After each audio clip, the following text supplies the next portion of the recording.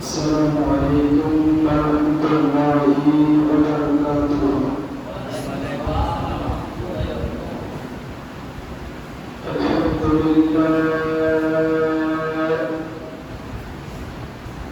الحمد لله نحمده ونستعينه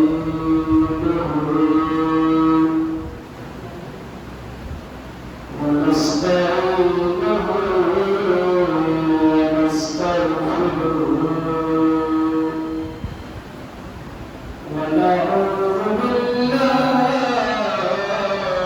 من شرور أنفسنا ومن سيئات أعمالنا من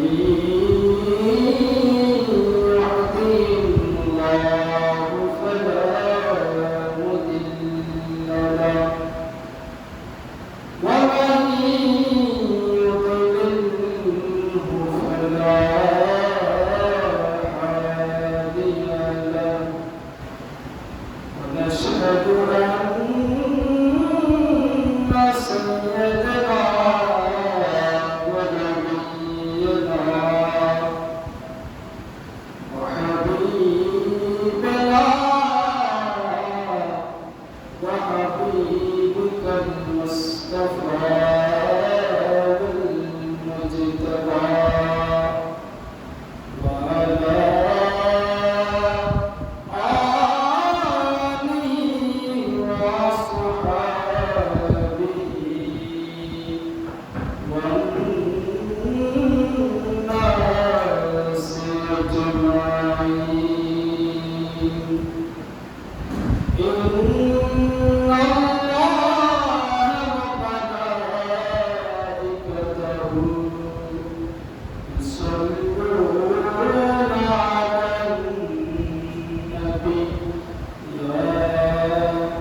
أيها الذين آمنوا صلوا عليه وسلموا تسليما صلى الله عليه وآله وصحبه وسلم صلى الله عليه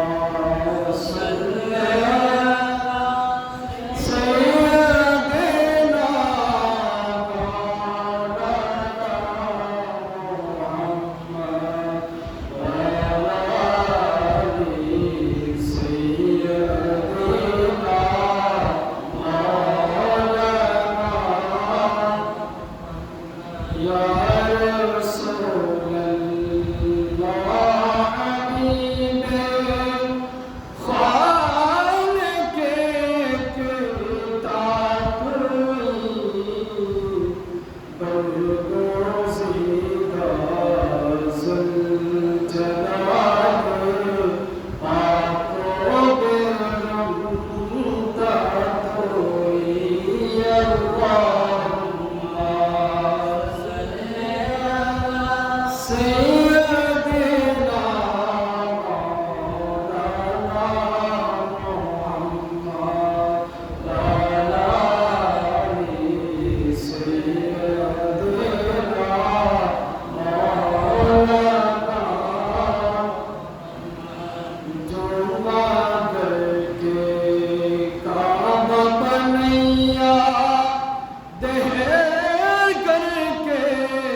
Medina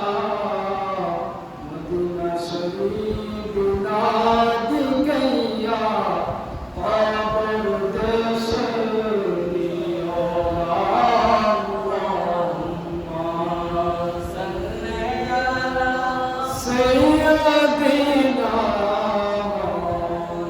مولانا محمد وعلى آل سيدنا مولانا صلاة رسول الله عليكم سلام يا رسول الله يرزق حالنا يا حبيب الله اسمع قالنا صلاة عليكم سلام يا निबेबतहा गुजर कुन ज़ियावादम हबीबे रा खबर कुन सलात अलैकुम सलाम या चमक तुझसे बातें है सब पाने वाले मेरा दिल भी चमकाता चमकाने वाले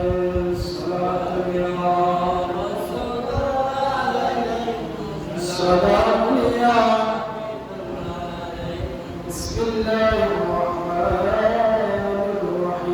बिस्मिल्लाहिर्रहमानिर्रहीम अऊज़ु बिल्लाहि मिनश शैतानिर रजीम बिस्मिल्लाहिर्रहमानिर्रहीम अल्हम्दुलिल्लाहि रब्बिल आलमीन अर्रहमानिर रहीम मालिकि यौमिद्दीन इय्याका नअबुदु व इय्याका नस्तईन इहदिनास सिरातल मुस्तक़ीम सिरातल लज़ीना अन'अमता अलैहिम गैरिल मग़्दूबि अलैहिम वलद्दाल्लीन सल्लल्लाहु अलैहि वसल्लम وصدق رسوله النبي الحبيب الكريم ونحن على ذلك لمن الشاهدين والشاكرين ربي صل وسلم وبارك عليه جل ربي جوگے हाने के उन्नतो जन्म আমার নবীর যোগে হানে के उन्नतो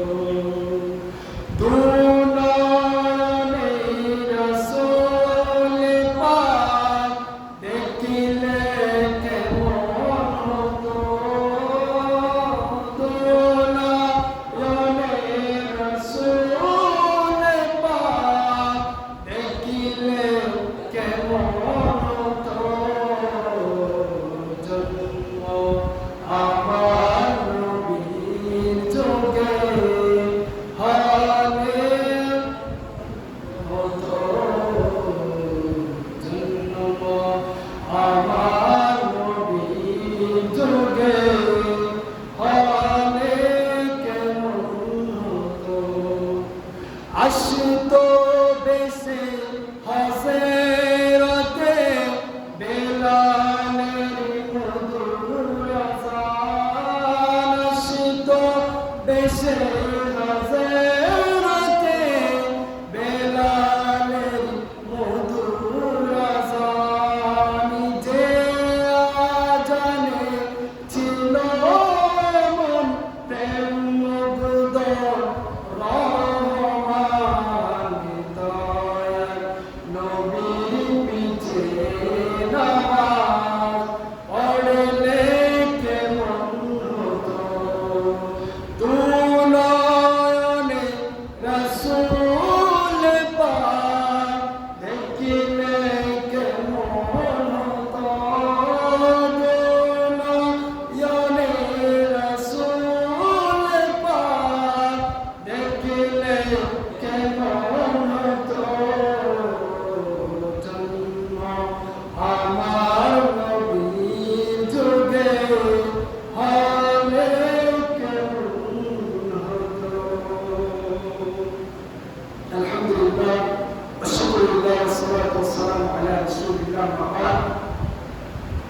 আল্লাহ রাব্বুল আলামিনের দরবারে লাখ কোটি শুকরিয়া আদায় করছি যে মহান রব্বুল আলামিন আমাদের মতো নাচিস নালায়েক নাখাতাদের গুনাহগারদের আরেকটি জুমার নামাজ যা আমরা মসজিদে বসে আদায় করব, আমাদেরকে যে হায়াতের তৈবা এবং সুস্থতা নসিব করেছে সেই শুকরিয়ার উচ্চ আওয়াজ সবাই মহব্বতের আওয়াজ করে আলহামদুলিল্লাহ। কারণ আমার আল্লাহ যদি আমাদেরকে হায়াতের তৈবা না দিত, সুস্থ শরীর না দিত, তাইলে আমরা আজকে জুমার নামাজ আদায় করে আমাদের তৌফিক হতো না।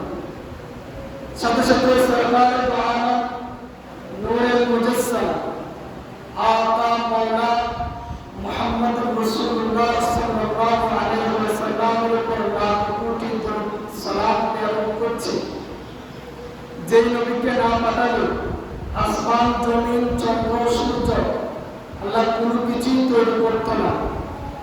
এমন একজন নবীর উম্মত হয়েছি আমরা, যে নবী রহমতুল লিল আলামিন, যে নবী শফিউল মুসলিমিন, যে নবী আনিসুল গায়বি, যে নবী রহমতুল লিল আলামিন, যে নবীর অনেক অনেক সিফাত, এই নবীর উম্মত যে আমরা হতে পেরেছি সেই শুকরিয়ার আওয়াজ করছি আলহামদুলিল্লাহ। আমি শুরুতে কোরআন পাকের একটা সূরা তেলাওয়াত করেছিলাম যেটার নাম সূরা ফাতিহা। এমনি সাধারণত ফাতিহা মানে হচ্ছে আরম্ভ করা, শুরু করা। যেভাবে আপনারা আপনাদের ঘরের মধ্যে আয়োজন করবেন, খাবার আয়োজন করেন, মেজবান করেন, কোনো কিছু করেন, আপনারা একটু ফাতিহা দিতে হবে, একটু হুজুরকে লেখেন একটু ফাতিহা দেবেন। ফাতিহা মানে কিছু তো করছেন পরে একটু আল্লাহ নিয়ামত আমাকে একটু শুকরিয়া করবেন আল্লাহর কাছে, এটা ফাতিহা।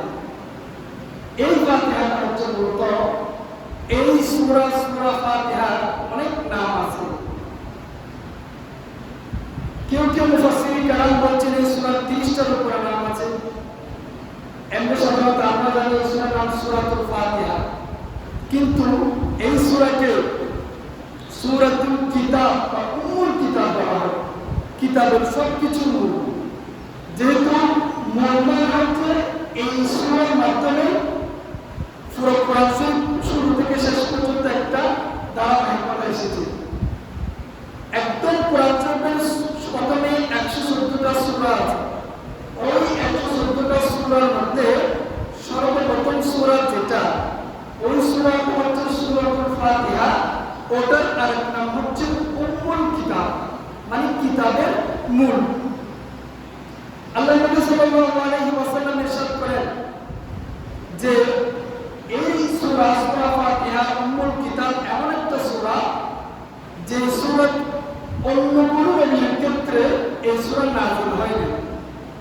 অন্য কোনো নবীর ক্ষেত্রে বলতে আদম আলাইহিস সালাম থেকে শুরু করে ঈসা আলাইহিস পর্যন্ত 1,36,000 মতান্তরে 2,54,000 এভাবে অনেক মতামত আছে। যত নবী এই কালাম আল্লাহ তাআলা দুনিয়ার মধ্যে প্রেরণ করেছেন, তাদেরকে শরীয়ত দিয়েছেন, তাদেরকে কিতাব দিয়েছেন।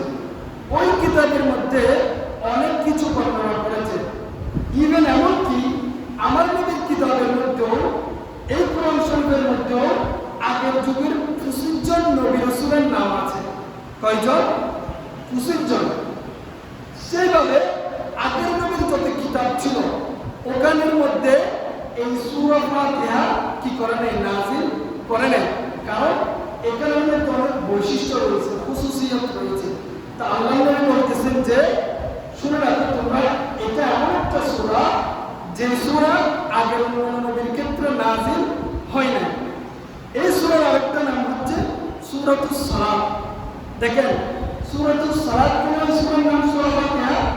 আপনারা যখন প্রত্যেক নামাজ পড়েন, নামাজ পড়ার সময় আগে তাকবীর তাহরিমা করেন, তাকবীর তাহরিমা করে সালাম পড়েন, সালাম পড়ে আউযু বিল্লাহি বিসমিল্লাহ পড়েন।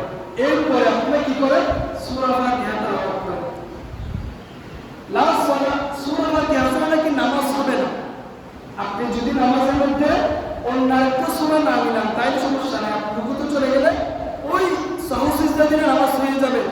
কিন্তু এই সূরাকে সূরাতুস সালাত কেন বলে? এই সূরার মধ্যে আপনি যত ওয়াক্ত নামাজ পড়বেন প্রত্যেক ওয়াক্তের মধ্যে সূরা ফাতিহা তেলাওয়াত করতে হবে। তো বলেন না সুবহানাল্লাহ। তাই এই সূরার নাম হচ্ছে সূরাতুস সালাত। আরেকটা দেখেন, এই সূরাকে সূরাতুস শিফাও বলা হয়, সূরাতুস শিফা। দেখেন একদিন নাকি সাহাবায়ে কেরামের একটা দল এক জায়গায় সফর করতে গেছে। তো সফর করতে যাওয়ার সময় তো ওই সময় ওরা যেহেতু সফর করে, সফর করতে অনেক কষ্ট হয়, কিন্তু তো সফর যখন করে তখন ওরা এক জায়গায় সফর করতে গেছে, ওখানে গিয়ে একজনের বাড়ি করতে চাইলো মেহমান হওয়ার জন্য, যে তাদের আত্মীয়স্বজন নাই, একদিন অথবা কিছুক্ষণের জন্য ওরা মেহমান হবে এখানে ঘরের মধ্যে, সারাস্তা কাটা অথবা পানিটা কাটা কিছু একটা কাটা। তো সাহাবায়ে কেরামের একটা দল তারা ওই ওখানে গেছিল, ওদের ঘরে যাওয়ার পরে ওই ঘরের মানুষরা বলছিল না আপনাদেরকে মেহমানদারি করতে পারবো না। এখন সাহাবায়ে কেরামের এক দল ওখান থেকে চলে গেল। চলে যাওয়ার পরে কিছুক্ষণ পরে ওই তাদের ওই ঘরে ওই এলাকা ওই যেজন নেতা ছিল, নেতা মুরব্বী আর কি, ওকে সাপে দংশন করছে, সাপে কামড় দিছে সাপে। এখন কামড় দেওয়ার পরে এখন এরা কোনো জায়গায় কি খুঁজে পাচ্ছে না, এর প্রতিষেধক ওষুধ খুঁজে পাচ্ছে না। এখন এরা বলছে কিছুক্ষণ আগে যে একটা কাফের আসছে এখানে, ওদেরকে গিয়ে তাড়াতাড়ি নিয়ে আসো। এখন কি করবো? ওই সাহাবায়ে কেরামের একটা দলকে তখন নিয়ে আসতো, ওদেরকে ধরে নিয়ে আসতো, বলতেছে তোমরা ঠিক করে দেবে ওনাকে, বলতেছে ঠিক করবো, এর আগে তো আমরা আসছিলাম, তোমরা আমাদেরকে বলে জায়গা দাও নাই, এখন একটা শর্ত আছে, এই শর্তের বিরুদ্ধে তোমাদেরকে ঠিক করবো। বলছে কি শর্ত? বলছে আমাদেরকে ওই ভেড়ার পাল ছিল, এখান থেকে একটা ভেড়ার পাল দিতে হবে, মানে একটা কিছু ভেড়ার পাল এগুলো দিতে হবে আমাদের, আচ্ছা ঠিক আছে দেবো, এর বিনিময় হলে একটু বাঁচো। এখন ওই সাহাবায়ে কেরাম কি করলো? সূরা ফাতিহা করে অনেকবার পড়ে পড়ে পড়ে পড়ে ওই ব্যক্তিকে ফু দিল, ফু দেওয়ার পরে আপনাকে কিছুক্ষণ পরে ওই যাকে সাপে দংশন করছে ওই ব্যক্তিটা একদম আগের মতো সুস্থ হয়ে গেছে। ওই ব্যক্তিটা আগের মতো একদম সুস্থ হয়ে গেছে। এখন এখন ছাগলের পাল পরে এরপর সবাই চলে আসলো। এখন ছাগলের পাল পাক করতে হবে না। এখন এরা বলতেছে আমরা এখন পাক করবো না, আমরা এই ঘটনাটা আমার নবীর কাছে যাবো। তখন এরপরে এরা কাফেলা শেষ করে আমার নবীর দরবারে গেছে। আমার নবীর দরবারে গিয়ে আমার নবীকে সব কিছু বলছে, ইয়া রাসূলুল্লাহ আমরা এরকম একটা প্রশ্ন করেছিলাম, তো ওখানে এই ঘটনাগুলো হবে যে এই আমরা একজন মানুষকে সামনে কামড় দিছে, আমরা তাকে সূরা ফাতিহা করে ফুঁক দিছি, এরপরে এটা কি হয়ে গেল? সুস্থ হয়ে গেল। আমার নবী বলছে তোমরা এটা কিভাবে জানো? আমার নবী আশ্চর্য হয়ে গেল, বলতেছে তখন এরপরে ওই ছাগলের এমন বাক্য বলতেছে তোমরা একটা নাও, আমার জন্য একটা রাখিও। সুবহানাল্লাহ। দেখেন এই সূরা ফাতিহা পড়ে যদি ফুঁক দেন, এখান থেকে একটা নুকতা, আপনারা কারো যদি কোনো অসুবিধা হয়, রাতে জিনে ভয় পায়, কোনো ধরনের জিনে আসর করে, তাইলে এই প্রথম একটা সূরা ফাতিহা তেলাওয়াত করবে, ফাতিহা করে ফুঁক দেবেন। অনেক সময় ছোট বাচ্চা যারা থাকে তারা অনেক সময় রাতের মধ্যে ভয় পায়, কান্না করে, তখন আপনারা হুজুরকে ডাকেন। হুজুর তো মনে করেন রাতে 2টা 3টা বাজছে, হুজুর কই যাবেন? হুজুর তো একটা মসজিদ, আপনারা ঘরের মধ্যে প্রাথমিক চিকিৎসা যেটা আপনারা সূরা ফাতিহা করে এটা ফুঁক দেবেন, 3বার করে ইখলাস করে ফুঁক দিবেন, দেখবেন সুস্থ হয়ে যাবে। এরপর আসেন এই সূরা ফাতিহার মধ্যে আল্লাহ তাআলা অনেক কিছু নিয়ামত, অনেক নিয়ামত, একটা দুইটা অনেক নিয়ামত বর্ণনা করেছেন। এই সূরা ফাতিহার মধ্যে 3টা বৈশিষ্ট্য রয়েছে। কয়টা বৈশিষ্ট্য? 3টা। একটা হচ্ছে তাওহীদ, 2টা হচ্ছে, দ্বিতীয় নম্বর হচ্ছে আহকাম, তৃতীয় নম্বর হচ্ছে নসিহত। 3টা বৈশিষ্ট্য আছে সূরার মধ্যে, তাওহীদ, আহকাম, নসিহত। তাওহীদ কি? একাত্মবাদ, আল্লাহ যে এক এবং আল্লাহ যে আমার নবীকে পাঠাইছে ওটা তাওহীদ। আল্লাহ এক, আল্লাহর কোনো অদ্বিতীয় নেই। এই সূরার মধ্যে এগুলো বর্ণনা আছে।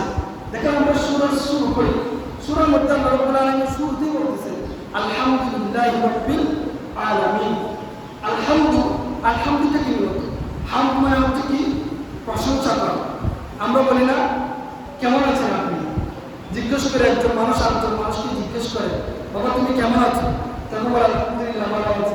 এরকম বলে আলহামদুলিল্লাহ। আলহামদু প্রশংসা করা, লিল্লাহি রাব্বিল আলামিন, সমস্ত প্রশংসা কার জন্য? আল্লাহর জন্য, যিনি জগৎসমূহের প্রতিপালক। এখন রবকে, রব্বুল আলামিন আল্লাহ, আল্লাহর রব, দুটোটা একই।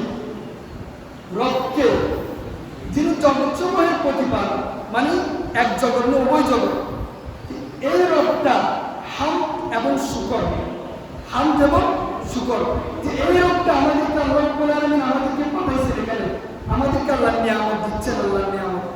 এবং আমরা মুসলমানরা আল্লাহর ইবাদত করতেছি, আল্লাহর নিয়ামতের ভোগ করতেছি, কিন্তু আল্লাহর নিয়ামতের ভোগের ক্ষেত্রে এখানের মধ্যে আপনারা যেমন খাবার খাচ্ছেন, ইহুদি, খ্রিস্টান, নাচারা, হিন্দু, বৌদ্ধ, বার্মা, চাকমা, যত মানুষ আছে সবাই আল্লাহর নিয়ামত ভোগ করতেছে, সবাই আল্লাহর নিয়ামত।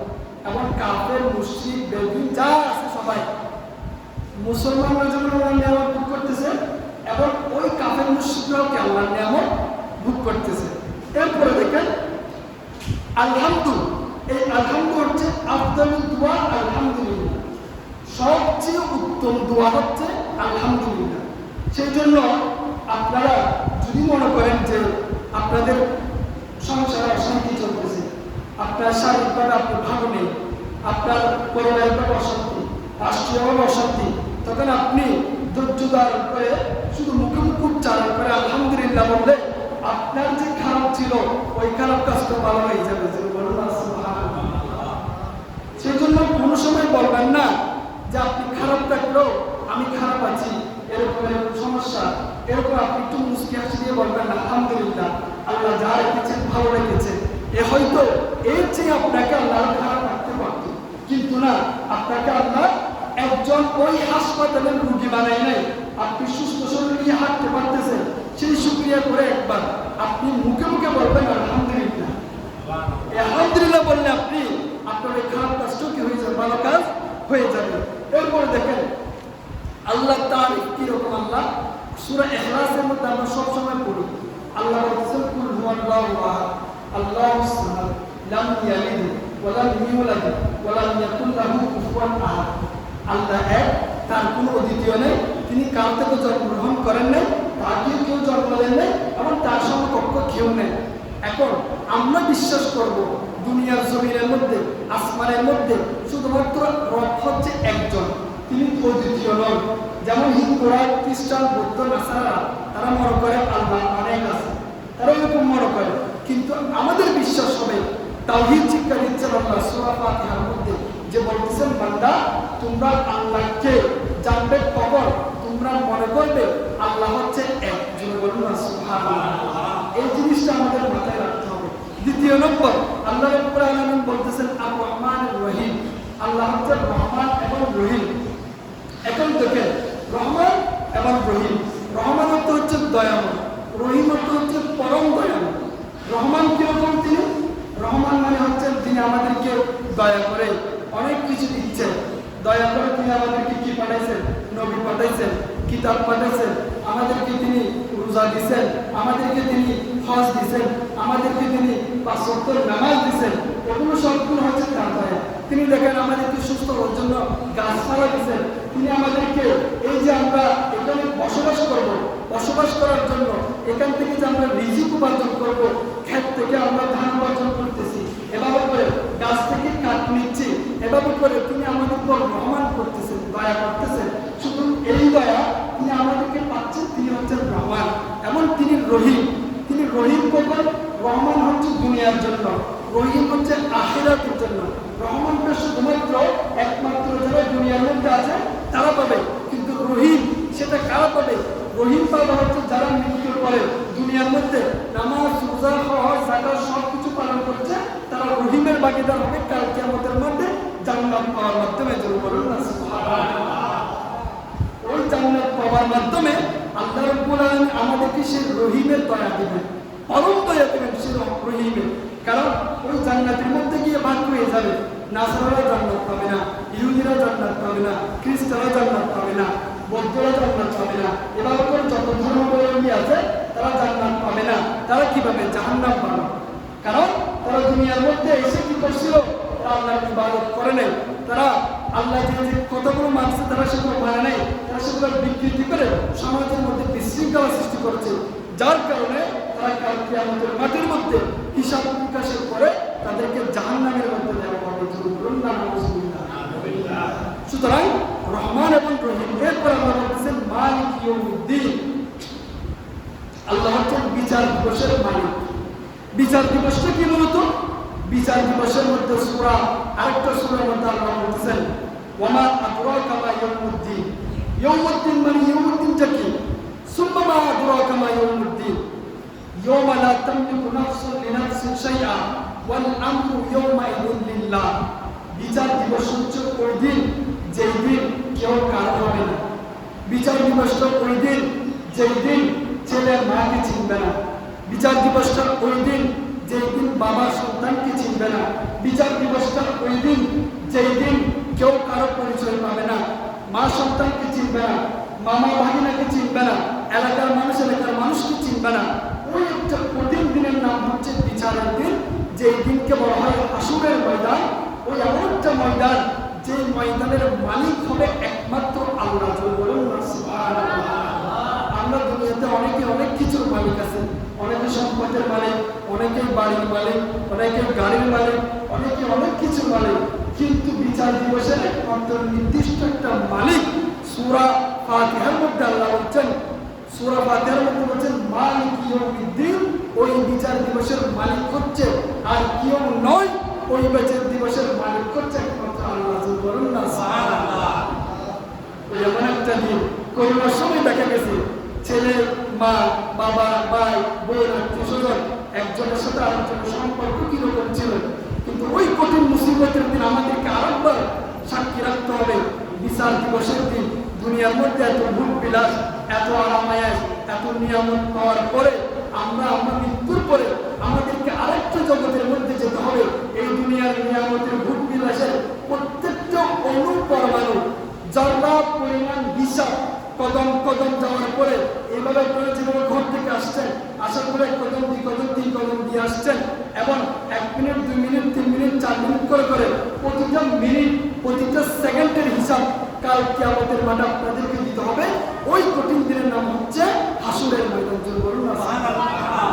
ওই কঠিন মুসিবতের মধ্যে ওই মালিক হচ্ছে কে? মালিক ইয়াউমিদ্দিন। দেখেন কঠিন মুসিবতের দিন নাকি 7 শ্রেণীর মানুষ, এখন তো 1 সূর্যের তাপ আমাদের মাথার উপর পড়তেছে, ওই দিন নাকি 12 সূর্যের তাপ আমাদের মাথার উপর থাকবে। দেখেন কিরকম গরম পড়বে, 12 সূর্যের তাপ মাথার উপর থাকবে। ওই 12 সূর্যের তাপের নিচে নাকি 7 শ্রেণীর ব্যক্তিকে, কয় শ্রেণীর ব্যক্তি? 7 শ্রেণীর ব্যক্তিকে আল্লাহ তাআলা তার ছায়ার নিচে আশ্রয় দিবেন। ওই 7 শ্রেণীর ব্যক্তি কারা? 1 নম্বরে বলতেছেন ইমামুল আদিল, ন্যায়পরায়ণ শাসক। 1 নম্বর, সমাজের মধ্যে রাষ্ট্রের মধ্যে যদি আপনি নেতা হয়ে থাকেন, আপনি যদি ন্যায়ভাবে, আপনি যদি সুন্দরভাবে, আপনি যদি কোরআন এবং হাদিস ভিত্তিক এবং সমাজের রাষ্ট্রের নিয়ম অনুযায়ী যদি আপনি যদি ন্যায়পরায়ণভাবে শাসন ক্ষমতা পরিচালনা করেন, তাহলে কাল কিয়ামতের মাঠে আল্লাহ আরশের ছায়ার নিচে আপনি ছায়া পাবেন।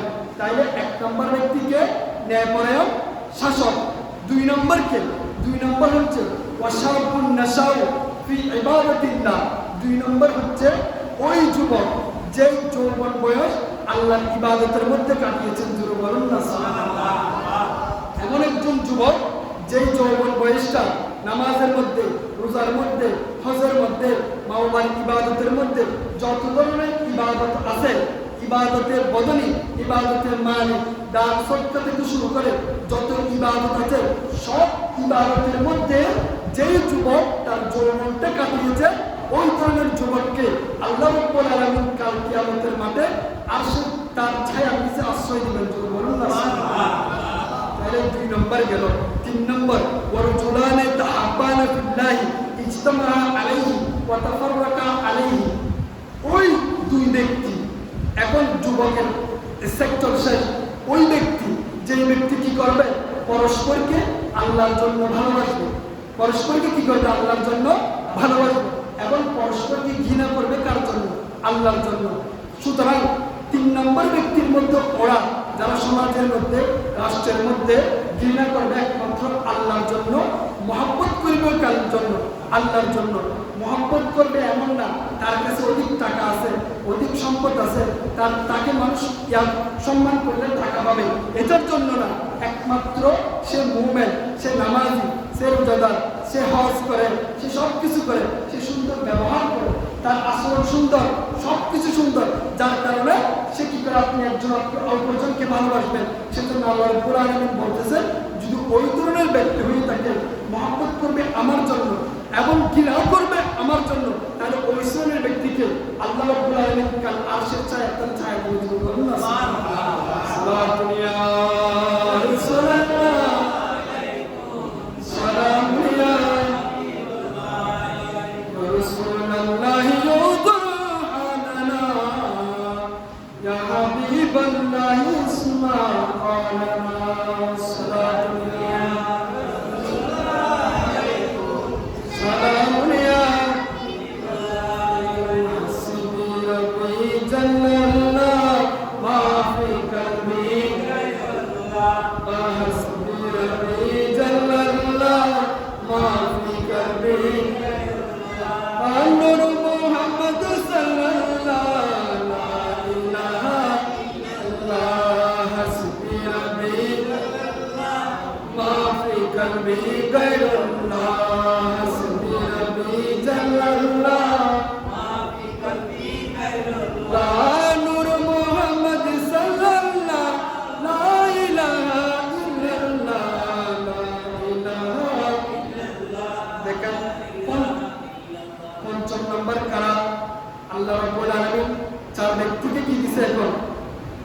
চার ব্যক্তি না 3 ব্যক্তি। চতুর্থ নম্বর কারা? যারা আল্লাহর আরশের ছায়ার নিচে আশ্রয় পাবে। চতুর্থ নম্বর হচ্ছে ওয়ারাজুলুন যাকারাল্লাহ খালিয়ান, এমন একজন ব্যক্তি, ফাফাদাত আইনাহু, এমন ব্যক্তি যিনি রাতের অন্ধকারে একাকী হয়ে ঘরের মধ্যে বা মসজিদের মধ্যে ইবাদতের মধ্যে বসছে, বসার পরে তার চোখ দিয়ে আল্লাহর ভয়ে কান্না চলে আসতেছে।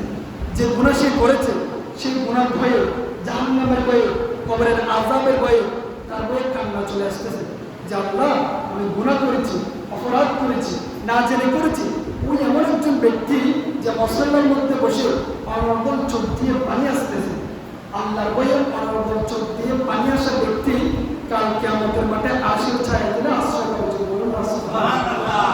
সুতরাং এখান থেকে আরেকটা জিনিস, আপনারা যদি এই পাহাড়ের মধ্যে না থাকেন, তাহলে আজকে থেকে এই যে শ্রেণীর মানুষের কথা আমি বলতেছি, এই মানুষের উপর আপনারা এই মানুষের কাতারের মধ্যে হয়ে যান। যদি হয়ে যান, মৃত্যুর পরে আপনার আরেকটা জগৎ আছে, আলম জগৎ হচ্ছে 5টা জগৎ। কয়টা জগৎ? 5টা জগৎ আছে নাকি? কিন্তু আমরা জানি না। জগৎ 1 নম্বর হচ্ছে আলমে আরওয়াহ, আলমে একটা রূহের জগৎ ছিল। যখন আল্লাহ আমাদের থেকে জিজ্ঞেস করেছিল আলাস্তু বিরব্বিকুম, আমি কি তোমাদের রব নই, তখন আমাদের রূহ যেটা আছে, রূহ, ওই রূহটা নাকি বলেছিল বলা, হ্যাঁ আপনি আমাদের রব।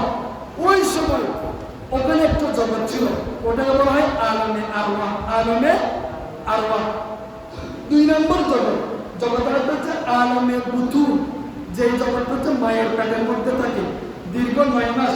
মায়ের পেটের মধ্যে যে আমরা থাকি, ওটা একটা জগৎ, ওটাকে বলা হয় আলমে বুতুন। 3 নম্বর আলমে দুনিয়া, আলমে দুনিয়া, এই যে দুনিয়ার মধ্যে এখন আপনারা আছেন, এটা হচ্ছে আলমে দুনিয়া। 4 নম্বর আলমে মৃত্যু, দুনিয়ার পরে আমাদেরকে একটা জগতে যেতে হবে, ওই জগতের নাম হচ্ছে আলমে বরজখ, আলমে বরজখ। 4 নম্বর ওই মৃত্যুর পরে আমাদেরকে কবরের মধ্যে জানাজার নামাজ পড়ার পরে ওই কবরের মধ্যে আমাদেরকে শুমাই দিবে, ওটা হচ্ছে আলমে বরজখ। ওই আলমে বরজখের পরে আরেকটা জগতে আমাদেরকে যেতে হবে। এখন আমরা মোটামুটি 3টা জগৎ স্টেপ বাই স্টেপ পার করে এখন আমরা অতিবাহিত করতেছি। 3টা জগৎ। আরেকটা জগৎ আমাদেরকে যেতে হবে, ওটা আলমে বরজখ।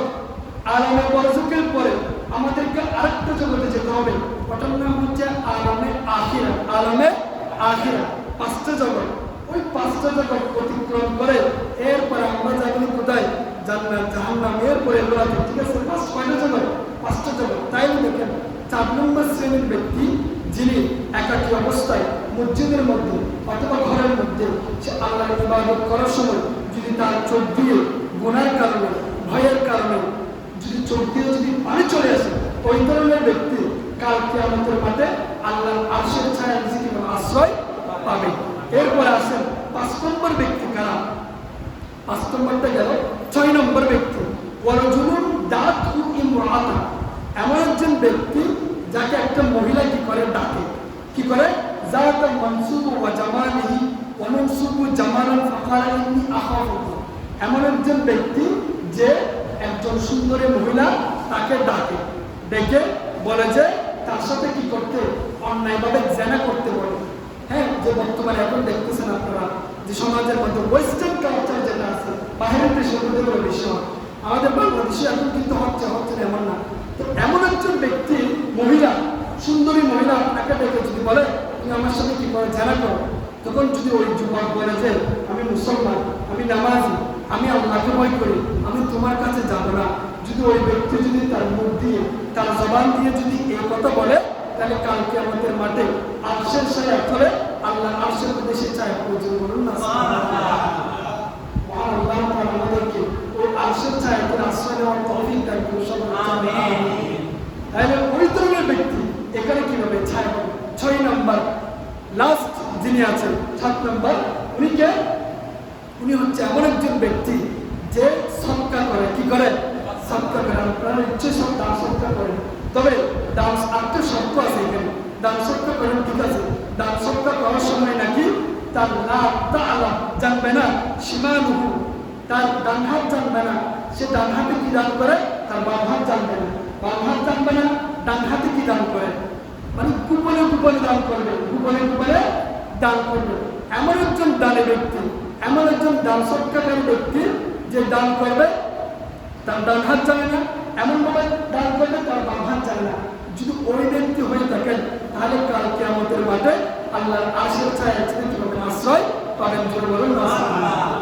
তাহলে 7 প্রকারের ব্যক্তির কথা আপনাদেরকে বলছি যে কাল কিয়ামতের মাঠে আল্লাহর আরশের ছায়া কিভাবে আশ্রয় পাবেন।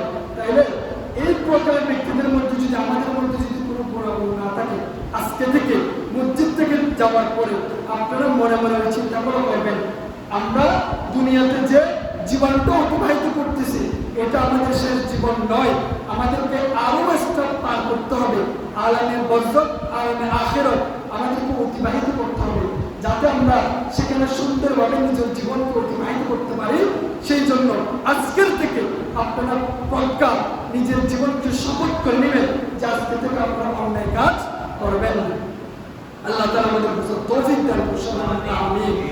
এরপরে দেখেন আল্লাহ বলতেছেন মালিক ইয়াউমিদ্দিনের কাছে, এবার বলতেছেন ইহদিনাস সিরাতাল মুস্তাকিম, ইহদিনাস সিরাতাল মুস্তাকিম। এটা হচ্ছে আমাদের ক্ষেত্রে বলতেছেন আমাদেরকে সহজ সরল পথে হিদায়াত দিন। সরল পথ কোনটা, সহজ পথ কোনটা? সহজ পথ আল্লাহ এরপরে সবাই বলতেছেন সিরাতাল লাযিনা আনআমতা আলাইহিম গায়রিল মাগদুবি আলাইহিম ওয়ালাদ-দাল্লিন। জোরে বলুন আমিন। সহজ পথ কোনটা? সিরাতাল লাযিনা আনআমতা আলাইহিম। সিরাতাল মুস্তাকিম এমন একটা পথ যে পথটা হচ্ছে তুমি মানুষদেরকে কি দিয়েছো? নিয়ামত দিয়েছো। সিরাতাল লাযিনা আনআমতা আলাইহিম। এখন আল্লাহর নিয়ামত প্রাপ্ত বান্দা কারা? আল্লাহ আরেকটা আয়াতের মধ্যে বলতেছেন ওয়া মাইয়ুতিল্লাহ ওয়া রাসূলা মা'আল্লাযিনা আন'আমা আল্লাহু আলাইহিম মিনান নাবিয়্যিনা ওয়া সিদ্দীকিনা ওয়া শুহাদাই ওয়া সালিহিন। আল্লাহর নিয়ামত প্রাপ্ত বান্দা হচ্ছেন কারা? নবীরা, সিদ্দিকরা, শহীদরা এবং সালেহিনরা। তো বলুন না সুবহানাল্লাহ। এই আয়াতের মধ্যে আল্লাহ আরেকটা বলতেছেন শুনতে ওয়া মাইয়ুতিল্লাহ ওয়া রাসূলা, তোমরা যদি আল্লাহ এবং আল্লাহ রাসূলের অনুগত্য করো, কি করো? আল্লাহ এবং আল্লাহ রাসূলের অনুগত্য করো, অনুসরণ করো, কথাবার্তা মেনে চলো, তাইলে এরপরে কি হবে? এরপরে যদি তোমরা মা'আল্লাযিনা আন'আমা আল্লাহু আলাইহিম মিনান নাবিয়্যিনা ওয়াসিদ্দিকিনা ওয়াশুহাদাই ওয়াসসালিহিন। কারা কারা বলছেন? নবীরা। দ্বিতীয় নম্বর হচ্ছে সিদ্দিকরা, শহীদরা, সালেহিনরা। নবী হচ্ছেন কারা? যাদেরকে আল্লাহ শরীয়ত দিয়েছে। সিদ্দিক কারা? যারা সত্যবাদী, সমাজের মধ্যে সত্য কথা বলে, সত্য বার্তা বলছেন, মিথ্যা কথা বলে না, তারা হচ্ছে তারা সিদ্দিক। একমাত্র পৃথিবীর জমিনের মধ্যে একজন সিদ্দিক হিসেবে কি আছেন? আল্লাহর লিস্টের মধ্যে আছেন তিনি কে? হযরতে সিদ্দিক আকবর রাদিয়াল্লাহু তাআলা আনহু। সুবহানাল্লাহ। একমাত্র একজন সিদ্দিক ছিল। এমনি আমরাও সিদ্দিক, সবাই সিদ্দিক, যারা সত্য কথা বলে তারা সাহাবায়ে। কিন্তু আল্লাহর আরশের মধ্যে আমার নবীর লিস্টের মধ্যে একজন সিদ্দিক, যার নাম সাইয়েদনা সিদ্দিক আকবর রাদিয়াল্লাহু তাআলা আনহু, ওই সিদ্দিক। এরপরে দেখেন সিদ্দিকের পর হচ্ছে কারা? শুহাদা, যারা শহীদ, যারা আল্লাহর রাস্তায় কি হয় শাহাদাত বরণ করে। এরপর হচ্ছে সালেহিন, যারা হচ্ছেন আউলিয়ায়ে কেরাম, যাদেরকে আল্লাহ ইলহামের মাধ্যমে সমাজের মধ্যে দ্বীন ইসলাম প্রতিষ্ঠা করার জন্য আল্লাহ রাব্বুল আলামিনের পক্ষ থেকে অর্ডার দিয়েছেন। যারা তাকওয়া, ইবাদত, নামাজ, রোজা, হজ, যাকাত সবকিছু পালনের মধ্যে আল্লাহর আরশের নিচে আল্লাহর সাথে একেবারে এমনভাবে সম্পৃক্ত হয়ে গেছে যে তারা কথা বলতে আল্লাহ কবুল করে নেই, ওই ধরনের ব্যক্তিকে বলা হয় ওলি। এবং তারাই হচ্ছেন সমাজের মধ্যে সালেহিন। বলুন না সুবহানাল্লাহ।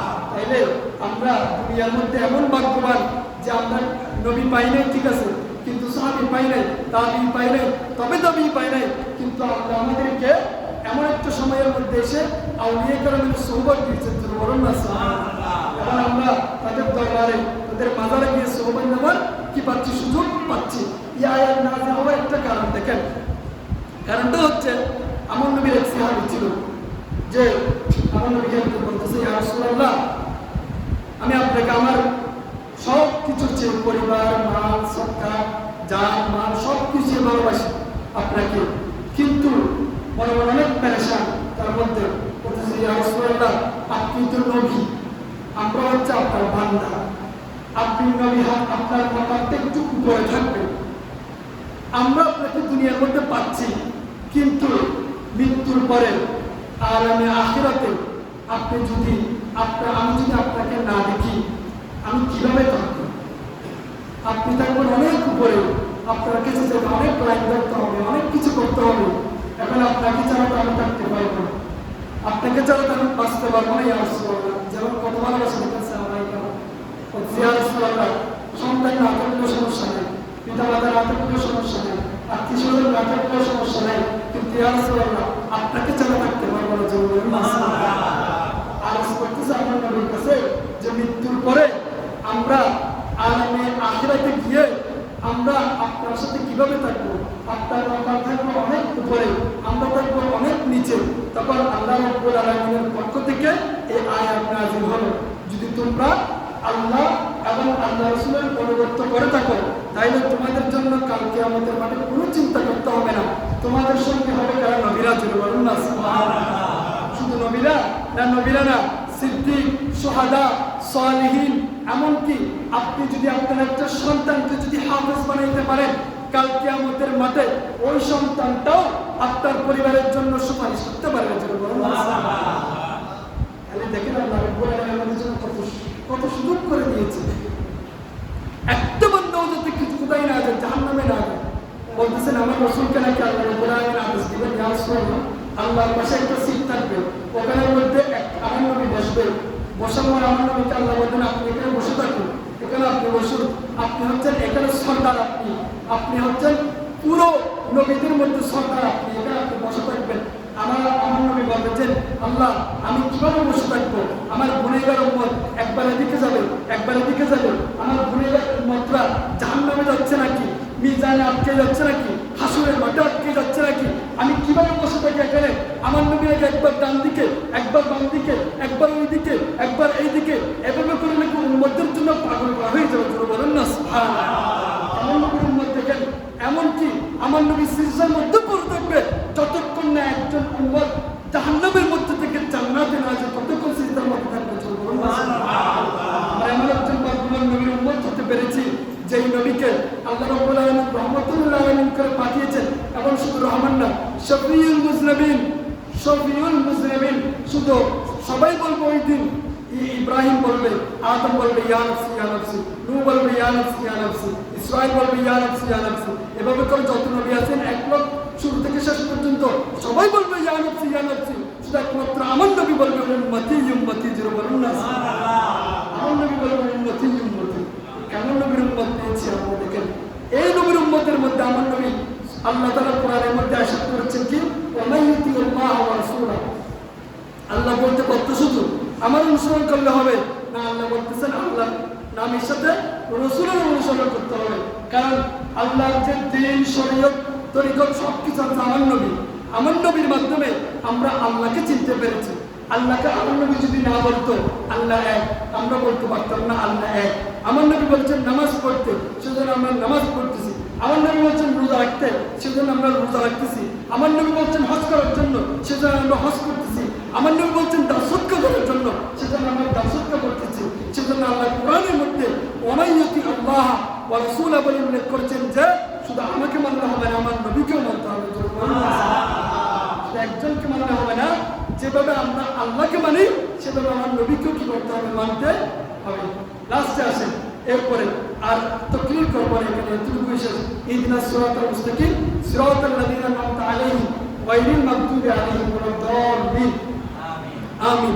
মানে আমাদেরকে এমন একজন সিরাতুল মুস্তাকিম, সিরাতুল মুস্তাকিম হচ্ছে এতক্ষণ বললাম সিরাতুল মুস্তাকিম খারাপ, সিরাতুল মুস্তাকিম হচ্ছে নবী, যে পথ দিয়ে গেলে আমরা জান্নাত পাবো, যে পথ দিয়ে গেলে আমরা হেদায়েত পাবো, যে পথ দিয়ে গেলে আমরা জান্নাত জাহান্নাম চিনতে পারবো।